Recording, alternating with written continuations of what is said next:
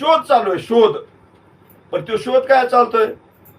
पैसा कमावा का पद मिळावा एखादं, याचा शोध नाही का. त्याला काय शोधायचं? आत्मस्थिती. आत्मस्थिती. असं सुख शोधायचं की जे कल्पांती संपू नये. काय कोणाला शोधायचं? ते जिज्ञासूला. विषयी पामराला ते नाही. विषयी पामराला बस खावे प्यावे लिहावे बस. एकाला इथले भोग आणि एकाला काल्पनिक स्वर्गातले भोग. या भोगातच ते रममान. पण जिज्ञासू थांबत नाही. भोग किती मिळाले तरी समाधान नाही. त्याला काय पाहिजे? आत्मसुख पाहिजे. आत्मसुख पाहिजे. आत्मसुख एकदा प्राप्त झालं रे झालं की कल्पांती नष्ट होत नाही.